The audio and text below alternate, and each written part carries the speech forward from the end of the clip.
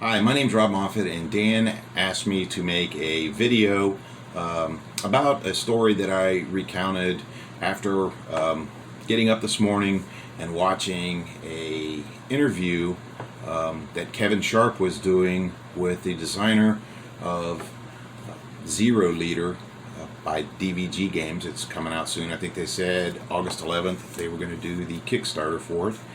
But so I'm watching this interview, and in the chat and the comments, I happened to mention that I was the keeper of a Japanese, all I know it as is a Japanese cherry blossom. It was an item that was taken off of a Japanese kamikaze plane in World War II, and I had been given this item and was still in possession of it. And anyway, Chuck, during the course of the interview, asked me to ask if I could send a video of the cherry blossom.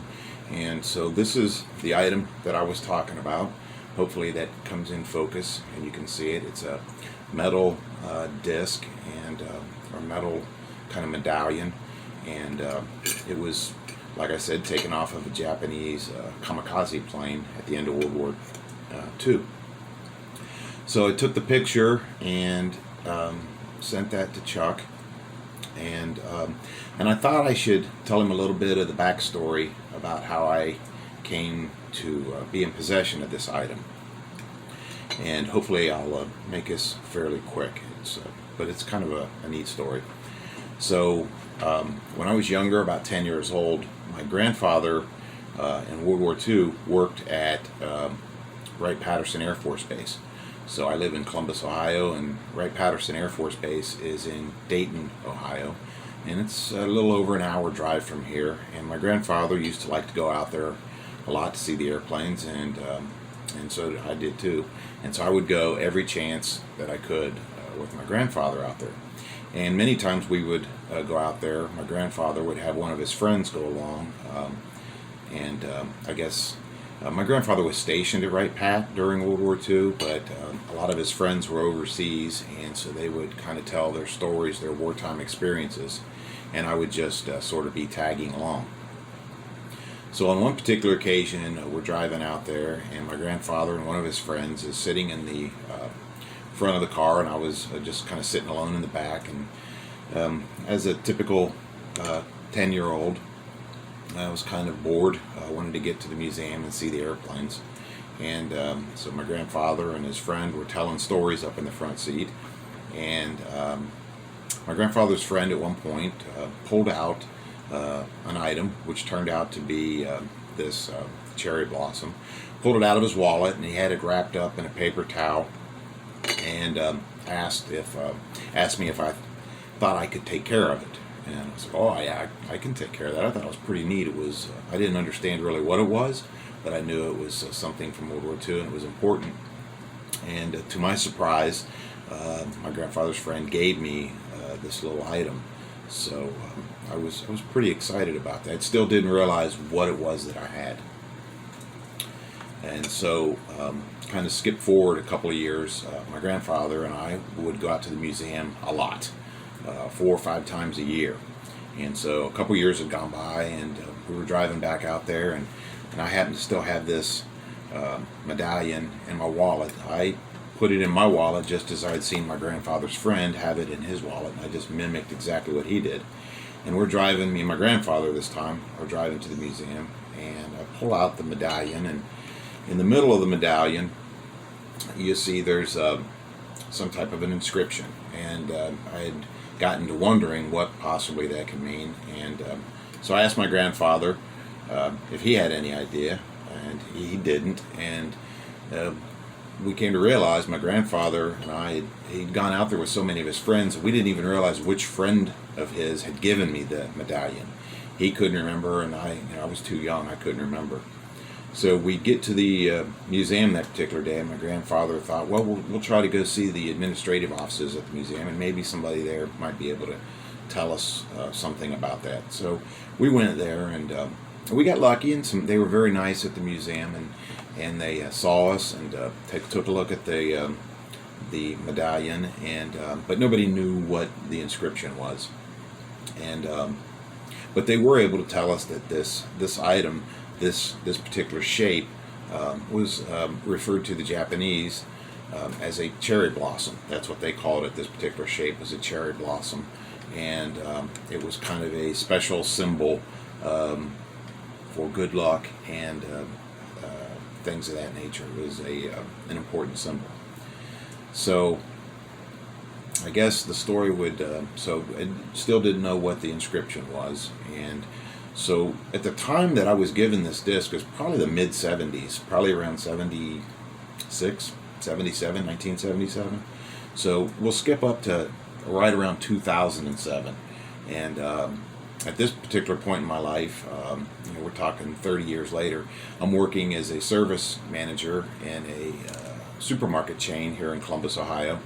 And one day I am called to the front of the store to speak with a gentleman who's in an electric handicap cart and who has some complaints about the store, and they wanted me to come up and listen to his complaints and talk to him.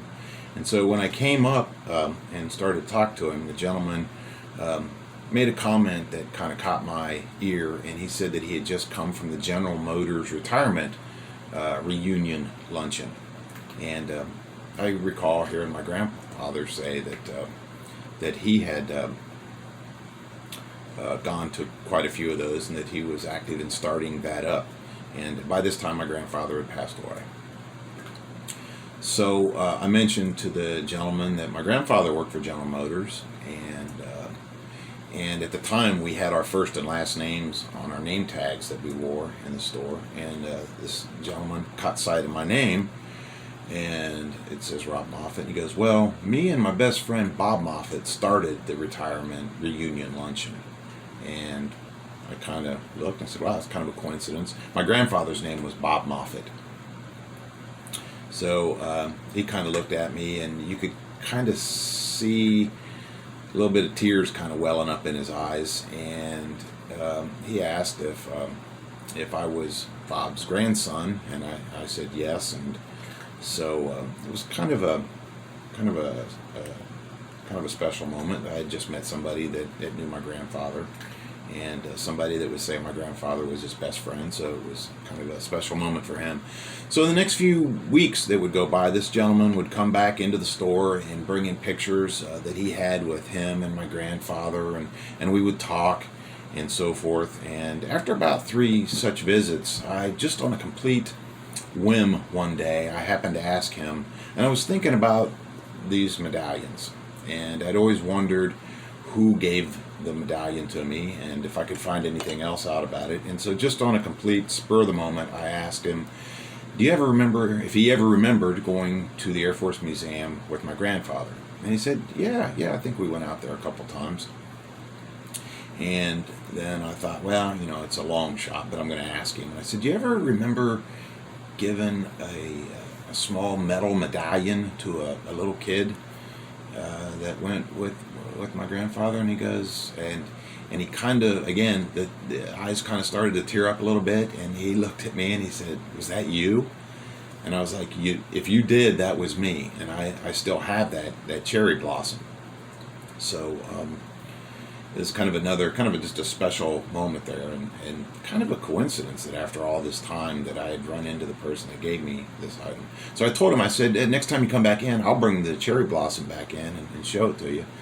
And so, I don't know, a few days, maybe a week later, he came back in, and I had the cherry blossom, and I showed it to him, and he told me a little bit about it, that he was a Marine, a United States Marine, and he served aboard the USS Massachusetts battleship in World War II. And after the war was over, they signed the ceasefire. He went ashore and was part of the occupation forces in Japan, and for a time was at a Japanese air base there. And that's where he told me that he took the medallion off of a Japanese kamikaze plane. And so this particular time when he came back, I showed him the medallion that he had given me probably 30 years earlier. And he revealed to me that he had actually taken 2 medallions off that aircraft. And he said, since I had done such a good job taking care of this one, he brought in the other one that he had taken off the aircraft and gave it to me also. So kind of just a neat story, but it didn't really necessarily end there. So Mel would come back into the store, and we would visit. And one of the stories I remember him telling me was his father, Mel's father, was an airline pilot before World War II and flew Ford Trimotors.